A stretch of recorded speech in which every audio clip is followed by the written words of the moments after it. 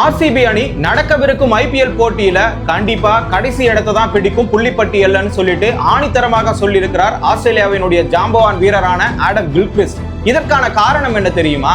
RCB அணி ரசிகர்களுக்கும் விராட் கோலி ரசிகர்களுக்கும் நான் எதிரானவனும் கிடையாது. விராட் கோலிக்கும் எனக்கும் எந்த சச்சரவும் கிடையாது. அதே மாதிரி நான் ஏதாவது தப்பா சொல்லி இருந்தா என்னை மன்னிச்சிடுங்கன்னு சொல்லிட்டு ஆனா இந்த பதிவை நான் சொல்லியே ஆகணும்னு சொல்லியிருக்கிறாரு. அப்படி என்ன சொன்னாருன்னா, இந்த இடத்துல இங்கிலாந்து வீரர்களை மட்டுமே ஆர்சிபி அணி அதிகமாக எடுத்திருக்கிறது. பல கோடிகளை கையில் வைத்துக் கொண்டிருந்த நிலைமையில் கூட KL ராகுலியோ ரிஷப் பண்டையோ அந்த மாதிரி வீரர்களை எடுக்காமல் இங்கிலாந்தை சேர்ந்த லிவிங்ஸ்டனை 8,75,00,000க்கும் 11,50,00,000க்கு பில் சால்ட்டையும் அதே மாதிரி ஜேக்கப் பெத்தலை 2,50,00,000க்கும் எடுத்திருக்கிறார்களே தவிர மற்றபடி இந்திய வீரர்களோ மற்ற நாட்டு வீரர்களோ யாரையுமே எடுக்க காணோம். அப்படி இருக்கும் பொழுது இங்கிலாந்து வீரர்கள் சாம்பியன்ஸ் டிராபி சர்வதேச போட்டிகள்ல இருக்கும் பொழுது கடைசி இடத்துல தான் போயிட்டு சேர்ந்தாங்க. அதே மாதிரி இந்த ஐபிஎல் போட்டிகள்ல இங்கிலாந்து வீரர்கள் அதிகம் இருக்கக்கூடிய அணி ஆர்சிபி அணி.